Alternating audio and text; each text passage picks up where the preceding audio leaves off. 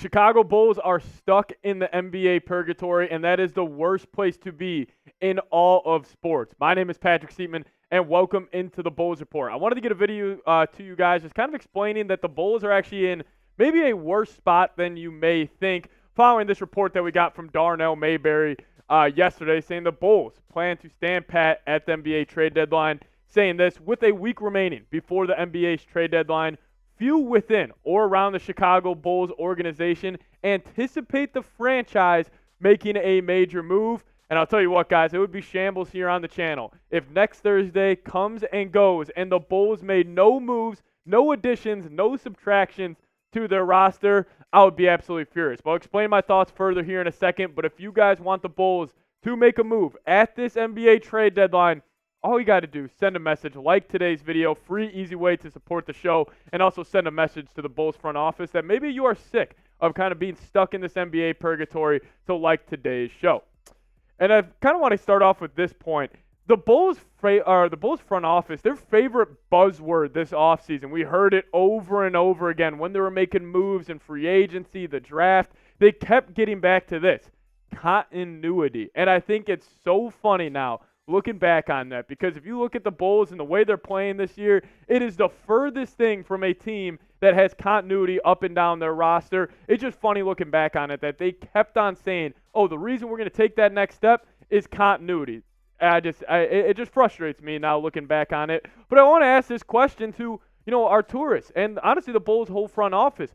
What is the goal for this basketball team? Because as it stands right now, you are a middle-of-the-pack team, and we'll dive into some more stats here in a second. But what is the goal? Do you want to be a first-round exit? Do you want to be a second-round exit? Do you want to go compete for NBA championships? And sometimes a goal heading into the season could be, hey, we're not trying to win a ton of games. We're just trying to develop our own young players and then maybe get a higher draft pick and kind of build with, what we already have. But with the Bulls situation, what is the goal heading into this year? Like, I want to know when they were sitting down, like, what are we trying to do? Are we trying to compete for NBA championships? Are we trying to develop our young talent? Are we trying to get a higher draft pick? It just seems like they have no direction, hence why they are in the NBA purgatory. And right now, they're 23-26, sitting at the 9th seed in the Eastern Conference. And what bothers me so much is, I promise you, members of the Bulls front office are looking at the standings right now and being like, oh wow, the Bulls are in the play-in tournament. We don't need to be sellers. We're right there trying to make the playoffs. Listen, guys, your max potential is you somehow get that A seed and you lose to the Celtics. I was actually originally saying in 5 games is the best case scenario. No, the Celtics would beat you in 4. The Bucks would beat you in 4. The Knicks would beat you in 4. That is your max potential with this basketball team. And I do want to get to some of these stats offensively for the Bulls, because last season they actually did finish top 5 in defensive rating following the Patrick Beverley signing midway through last season. But the thing that bothers me so much, another word that they kept saying, or a phrase that they kept saying during the offseason is, oh, hey, we are going to shoot more threes. We're going to be a more analytically driven basketball team. That has been farther from the truth. Look at this. Still in three-point attempts per game, the Bulls are 22nd. Points per game, 26th. Field goal percentage, 22nd. Three-point percentage, 23rd. Assists per game, 28th. Right there, and I know I hate saying, like, oh, don't be a box score watcher. Like, actually go watch the games. But if you just look at these stats right now, what are you saying to yourself? Oh, they're 26th in points per game. They're 28th in assists per game. And they're 22nd in three-point attempts per game. You're sitting there saying Bulls play a lot of isolation basketball. And that's what they do. It's either they give it to DeMar DeRozan, they give it to Vuce in the low block, or they have LaVine run an ISO set, and it just doesn't work out consistently. That's why you're one of the worst offenses in the NBA. Gets me to this. The biggest concern with the Bulls, and when I'm evaluating what is truly wrong, is do members of the Bulls front office, when they're discussing their plans heading into this trade deadline, do they think they are a good basketball team? Like, are they really sitting there and being like, oh, if we just make one more move, if we just get this extra, one guy on the margin, we could really go make a run in the playoffs? That's what's so concerning, is that for the last 2 trade deadlines, you have stayed put at where you are. And what's the definition of insanity? Is doing the same thing over and over again, expecting a different result. That's where the Bulls are right now. I do want to get to this very interesting quote from KC Johnson. So somebody asked him during his mailbag session, and if you guys don't know, KC does work for NBC Sports Chicago. Somebody asked him, why do the Bulls keep on standing pat at the NBA trade deadline? what changed from this year in comparison to last? And this is what KC had to say. He said, how about I provide some statistics instead to support your stance? The Bulls are 23-26, the same record as last season after 49 games. In that time, their offensive rating of 113 this season ranks 23rd, and the rating of 112.7 ranked 22nd after 49 games last season. Defensively, the rating of 114.7 this season is 14th. Well, last season, after 49 games, it stood at 112.8, 13th in the NBA. The defense ultimately finished top 5, fueling their play-in run. Like, this is just comical to me. Like, you are the same exact basketball team that you were last year. And now reports coming out that you aren't making any major moves and you're just kind of cool with where you are. You know what that is? It is the biggest FU to your fan base and the people that buy season tickets and the people that support, your basketball team, buy the jerseys and all. It's a joke. Like, that is comical that is where the Bulls stand right now. Now, somebody also asked KC Johnson, well, why do they keep making moves on the margins by adding veterans? Where does it really get them? He says, but yes, adding Goran Dragic and Drummond in 2022 and Torrey Craig and Javon Carter in 2023 hasn't changed the core ceiling. Again, I supplied the preseason thinking above. The new offensive philosophy coupled with young players' development would make an impact in the parity-filled Eastern Conference, and the Bulls are firmly in the play-in race. Listen, I understand, like, guys like Torrey Craig, Andre Drummond, like Javon Carter, they are great guys that, help you make moves on the margins. Teams that are contending for championships make moves on the margins. Not a team that is sitting in the 9th seed or the 10th seed in their conference. That's what's so frustrating and confusing about this basketball team. You make moves like you are the contenders. If you're the Celtics, if you're the Bucks, if you're the Knicks, yes, go out and get a Torrey Craig, get a Javon Carter. But if you're the Bulls, what's the frickin' point? That's why it's so frustrating. KC carried on to say this as well. He says, but yeah, I'm as curious as anyone as to where they go next from here.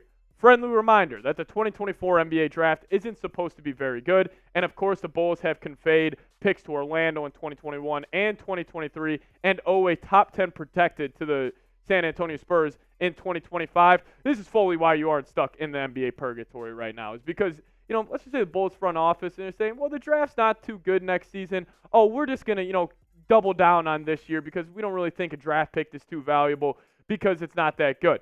I just think that's a joke, and I still think they're holding on to the 2021 season. Like, listen, it was fun. For the first 35 games of that year, Bulls were the number 1 seed in the Eastern Conference. Lonzo Ball was balling. Him and DeMar DeRozan and LaVine on the fast break looked oh so very special.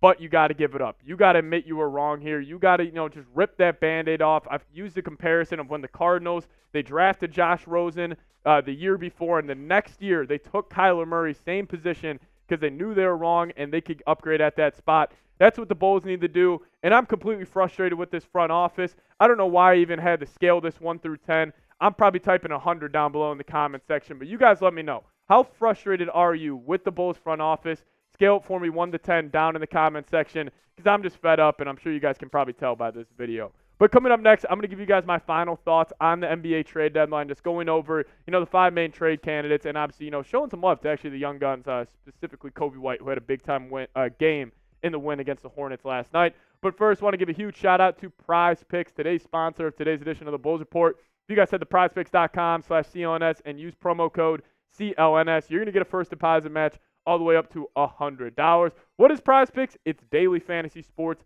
made easy. How do you play? You're going to pick 2 or more players. Then you can choose more or less on some projected stat types. You guys can start seeing the cash rolling today. Super Bowl's coming up. This is the lineup I'm rolling with. They got a deal going on right now where you only need 1 passing yard for Patrick Mahomes, so I'm taking the more on that. I think Pacheco's going to find the end zone, so taking more on half of rushing and receiving touchdown for him. And then McCaffrey, he always fills up the stat sheet, so I'm going to go more on 35.5 receiving yards for him. But whether you fade my picks or ride with my picks, make sure you guys do it at PrizePicks. PrizePicks.com/CLNS and use that promo code CLNS for a first deposit match all the way up to $100. Link for that in the comments and description of today's show. So I just want to kind of give my final thoughts on the big five that the Bulls could be trading and just go over like what I think the trade value could be. Starting off with Zach LaVine. Honestly, at this point, I would give Zach LaVine up for a second-round pick. If you just have the combination of his contract and overall play, I'm ready to move off him. Like, I think the biggest addition the Bulls can make at the NBA trade deadline would just be getting him off your basketball team. I just don't like his effort, don't like him as a leader. Just kind of has a smug look every single time he's on the sideline. And, I just think it's fully time to move on. Give me a second for LaVine, and I'm all in. This guy would hurt the most, though. Alex Caruso. I absolutely love Alex Caruso. He is one of my favorite basketball players to watch in the NBA, but he is your most valuable trade asset. I think you could actually get two first-round picks for him, whether it's a team like the Thunder or the Mavs who are maybe, aren't desperate, but maybe they need that needle mover to get them over the top. I would hate the move off Caruso, but also for his sake, I want him to go play for a way better basketball team and just play in more meaningful games because obviously you won't get that here in Chicago. Nikola Vucevic, I'd trade him for nothing. Like, literally, I would cut Nikola Vucevic today. He has been awful. He has just a terrible attitude anytime he's on the basketball court. I feel like he complains to refs more than anybody I've ever seen in an NBA game. And also, he is the worst defensive center in the league. I've said that multiple times. He gets cooked in pick and rolls. He can't switch on the guards. He can't protect the rim. And it's not like he is this huge positive on the offensive side of the floor where it makes up for his lack of defensive ability. I'd move off him for absolutely nothing. Number 4 for me, DeMar DeRozan. I think DeRozan's got a big chance to get traded if the Bulls decide to do so. I just think a contender will be calling for him. So I got DeRozan at 4. Listen, I don't know if he'll get dealt, but the Bulls got to decide either extend or, obviously trade him. Number 5 for me is if the Bulls don't make any moves, I do still think Andre Drummond's getting dealt. I think a team like maybe even like Boston, we've talked about the Mavericks with him. Even the Lakers have reported showing interest in Andre Drummond. So I do think Drummond, even if the Bulls are standing back and running it back, I do think Drummond will get dealt. But just wanted to go over the last kind of 5 trade candidates for the Bulls and kind of give my thoughts on, why what I would do. Because I think the Bulls sometimes just need to rip this freaking Band-Aid off and start over. And another big reason why I would rip this Band-Aid off is because you would let the kids shine. These 3 players, obviously Patrick Williams out for the next 2 weeks, but Coby White last night absolutely balled out. He was fantastic.